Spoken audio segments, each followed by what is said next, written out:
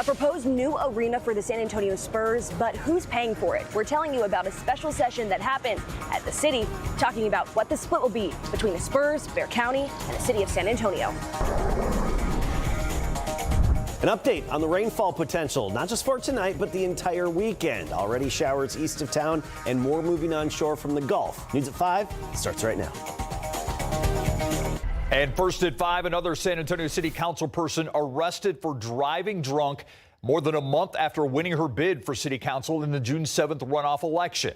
District 8 Councilwoman Ivalis Mesa Gonzalez pulled over along I-10 near Hildebrand late last night. Sarah Costa outside the Bexar County Jail when she was released to hear what Mesa Gonzalez had to say to her constituents about the arrest. Last night I was pulled over on the suspicion of a DUI. And I know as a public servant, we are held to a higher standard, and I failed to meet that standard. Newly elected District 8 Councilwoman Ivalis Mesa Gonzalez gave our cameras a statement about her arrest as she walked out of the Bexar County Jail Friday afternoon. The councilwoman misspoke, calling her charge a DUI when she is being charged with a DWI. Did you say DUI or DWI?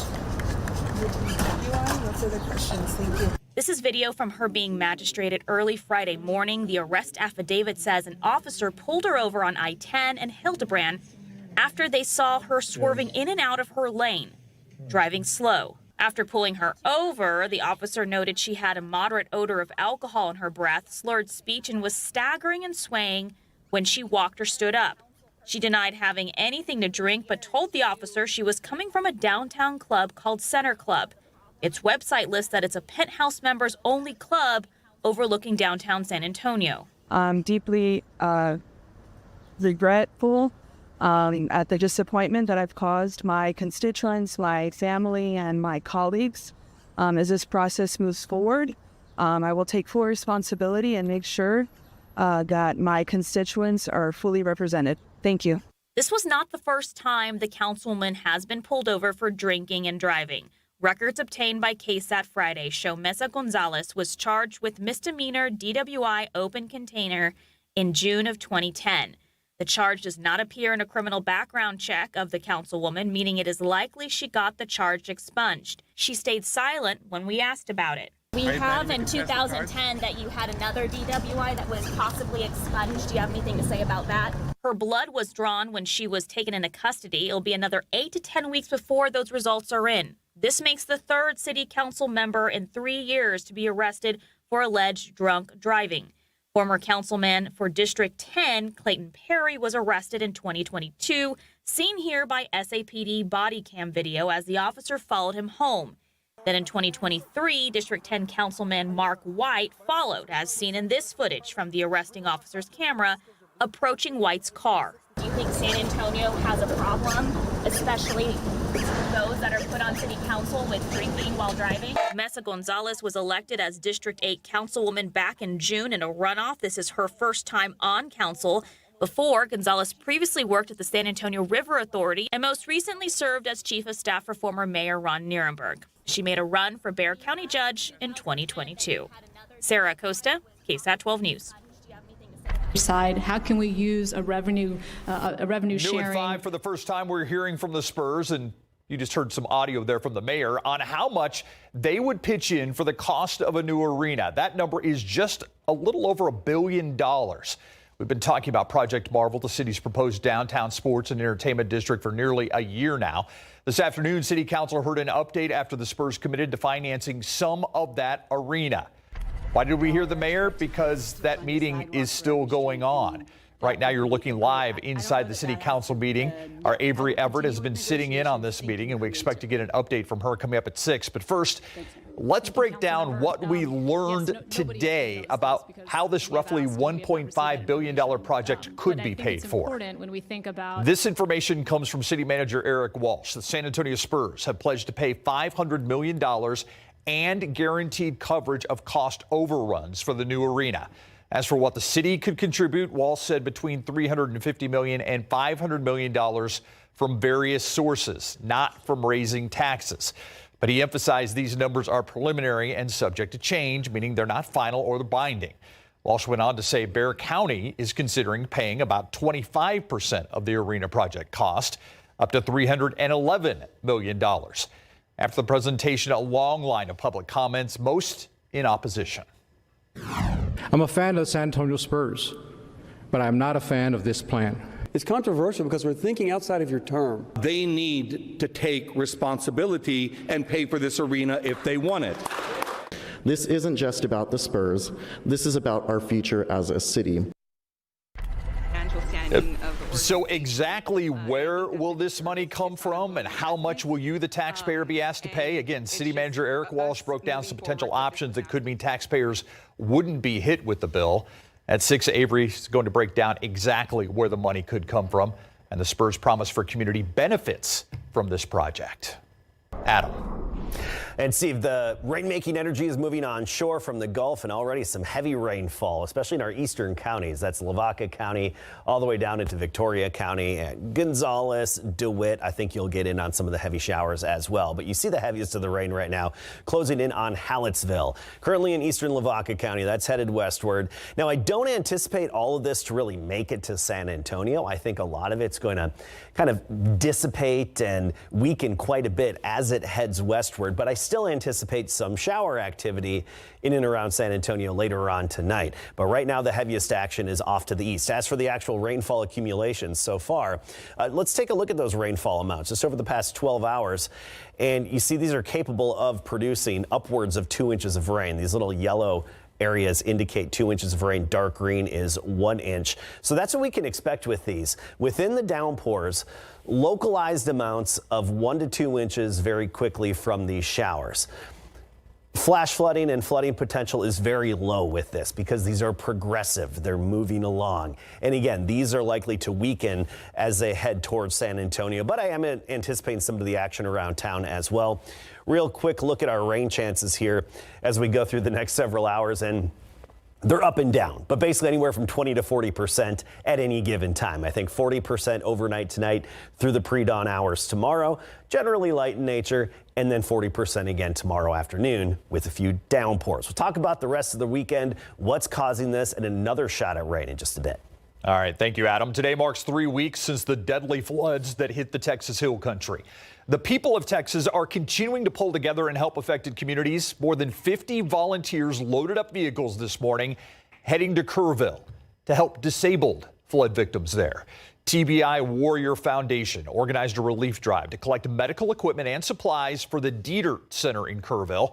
That center offers a variety of services, including for disabled persons in need of emergency response devices and medical equipment. So important.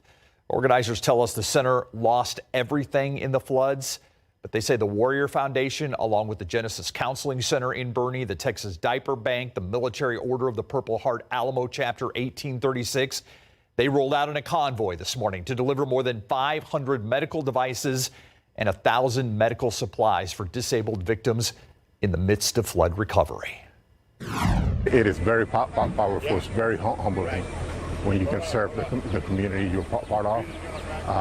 And when you see that, the impact that you have in other lives for the goodness, for the betterment of their life, it's just a powerful thing.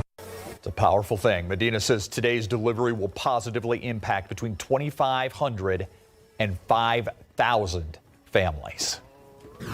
Mercy Chefs believes that Kerr County is going to need us much longer than the immediate response. And for that reason, Gary LeBlanc, the founder of Mercy Chefs, announcing today that that group will have a permanent presence in Kerr County. Mercy Chefs will begin serving meals at the Light on the Hill. That's the former Mount Wesley Camp and Conference Center on Methodist Encampment Road in Kerrville. Volunteers will be working there serving meals while a new long-term recovery kitchen is built. When we're done, we leave the deposit of that kitchen and those trained staff that we hire here in your community to work with us. We leave that deposit for the county for decades to come. The Mercy Chefs rolled in right after the floods to help serve meals to anyone who needed them. And as the meal kitchen at Light on the Hill begins meal operations at City West will continue, LeBlanc emphasized there will be no interruption of meal services. Mercy Chefs, they've been up and running in Kerr County since July 5th. LeBlanc says With an open heart, more than $1 million of meals combined with chef teams and volunteer hours have been poured into Kerr County. New at 5, a man wanted in Guadalupe County for manslaughter, and the sheriff's office is asking for your help in finding him. This is that man, Thomas Wentworth Jr. The Guadalupe County Sheriff's Office says he is a fugitive wanted for 2 counts of manslaughter stemming from a deadly accident back in 2020. Sheriff Joshua Ray says Wentworth was involved in that accident that ended up in 2 people dying. According to the sheriff, Wentworth is wanted because he violated his probation.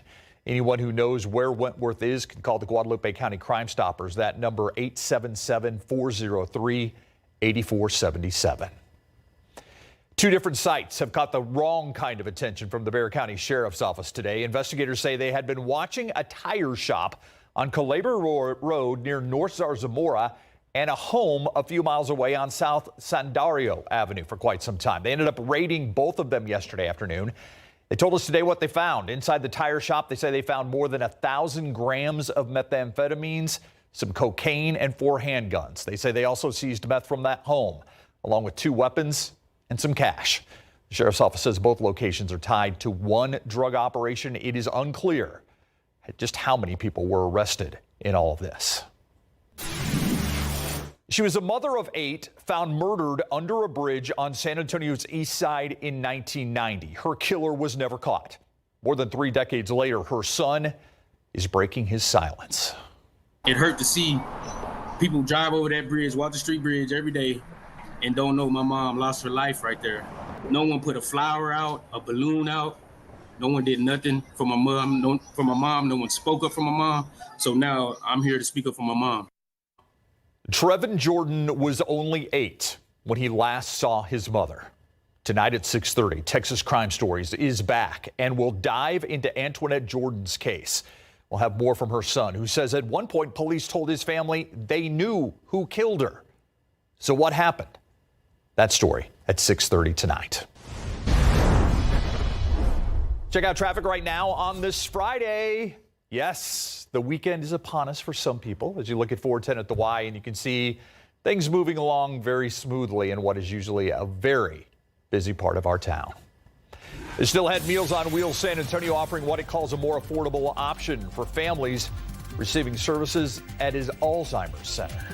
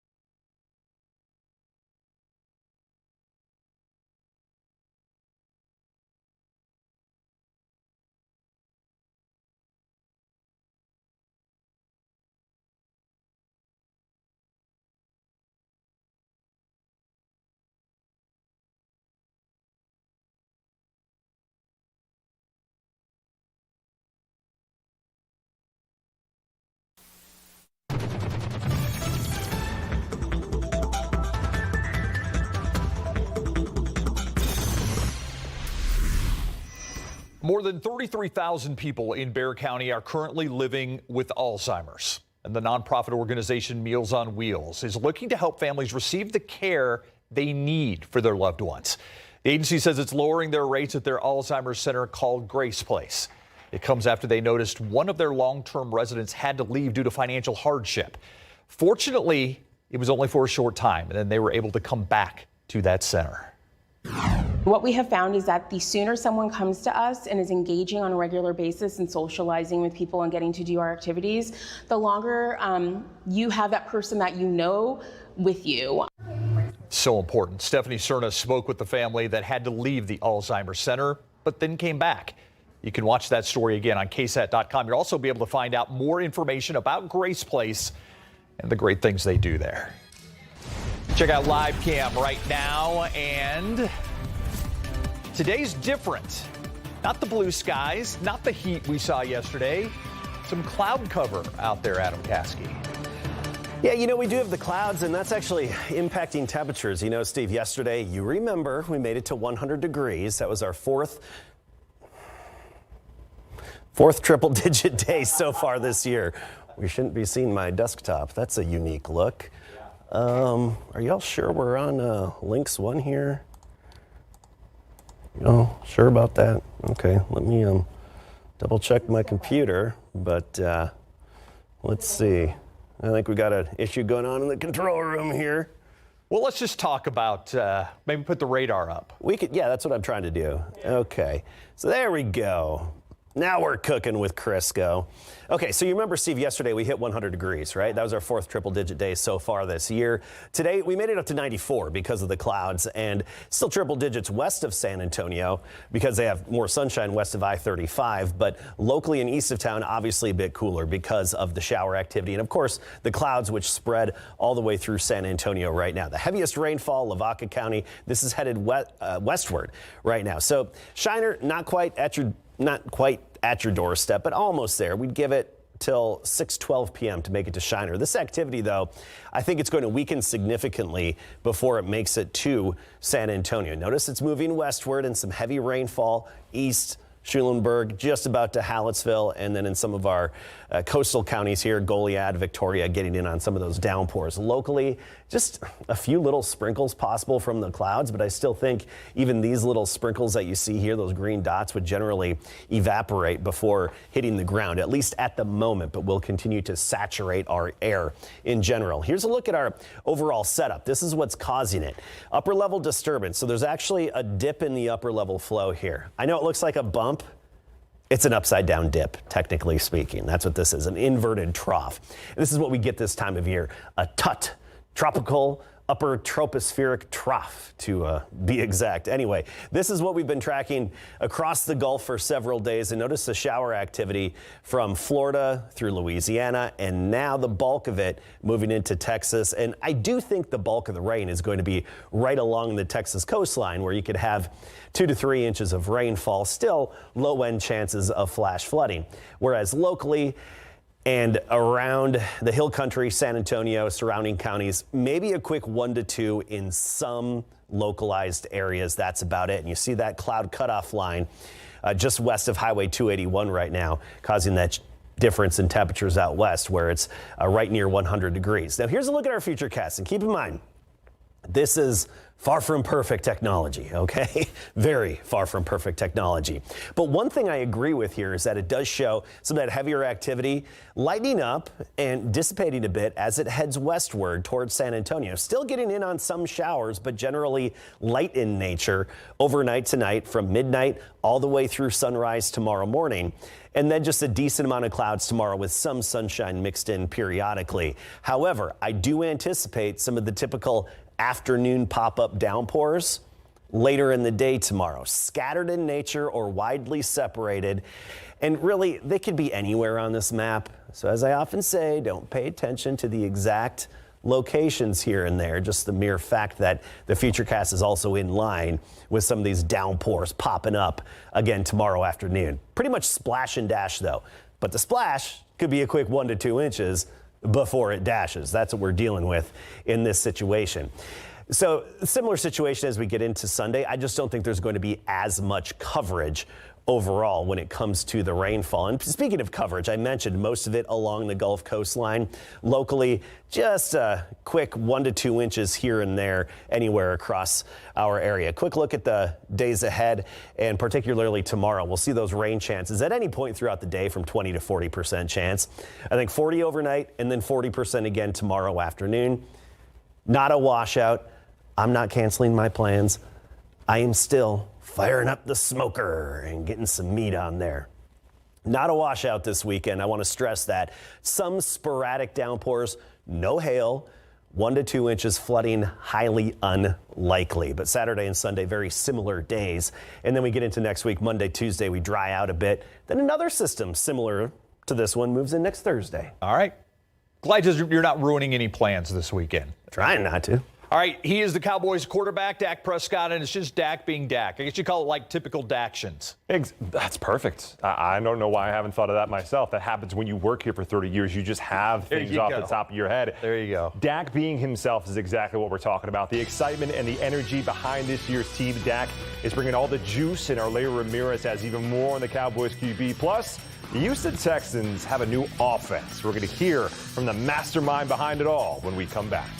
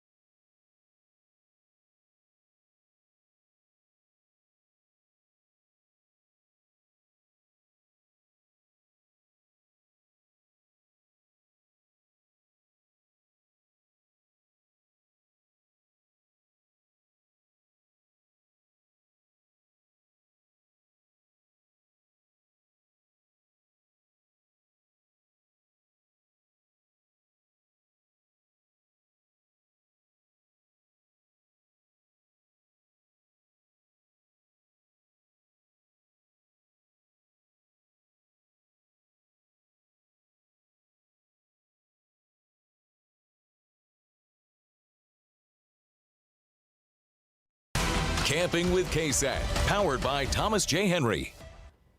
Well, today's Dallas Cowboys coverage is a little bit different because the guys have the day off from practicing. So that gives us an opportunity to reflect on all that we've seen the last couple of days, like quarterback Dak Prescott. And he isn't going to be saying, "Here we go," as much this upcoming season. Our Larry Ramirez found a beautiful spot for some reporting today. So let's head out to California. What's up, Larry? Yeah, thank you very much, Nick. So the Dallas Cowboys are off today, so we decided to change our view and come over here to Ventura Beach, and you can see the pier behind me. It's a very cool spot just to hang out, eat, drink, and just enjoy this very nice weather. Cowboys quarterback Dak Prescott is entering his 10th season, and he's coming back from a season-ending hamstring injury. He says he feels great and that he's healthy once again. Now, Dak is going to be Dak no matter what, and that's why he gets involved in those high-energy warm-up drills installed by head coach Brian Schottenheimer. I think what I have to do is be myself and have fun at practice and enjoy my teammates. And honestly, I was told not to do those drills, just from health. So, hell, I'm not about to sit there, cross my arms and watch them. Like, the whole point of the drill is to get some juice going and to get the guys going and get our energy high to start practice. So if I've got to be the hype man, that's what I'm going to do. And coming up at 6, Agent Zero DeMarvion Overshone is on the comeback trail. Nick, back to you in the studio. Well, let's take a look at the schedule. Thanks for that, Larry. For this week, all the times that you're seeing are San Antonio times. Tomorrow, 1:15 p.m. is going to be opening ceremony and practice. Sunday, 1:05 p.m. is the coach's press conference. Practice is at 1:45, 3:15 players interviews, and we're going to have a sit down with Jerry Jones. Well, over in Houston, the Texans are hoping to continue their success of the last couple of years, and they're doing so this year with a whole new offense. C.J. Stroud is working with new offensive coordinator Nick Caley, who won 2 Super Bowls on the New England Patriots staff.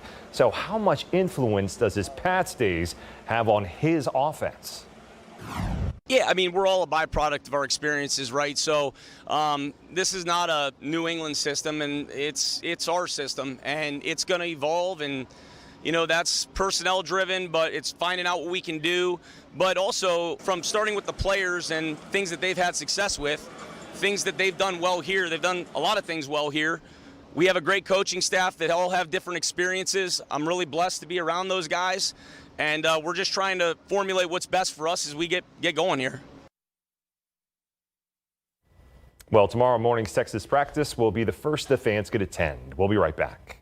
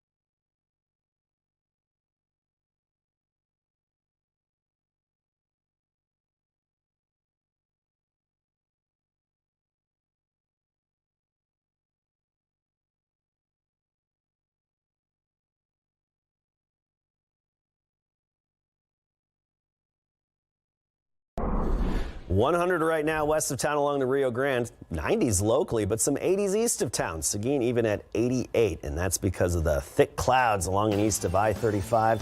Get ready for more rain.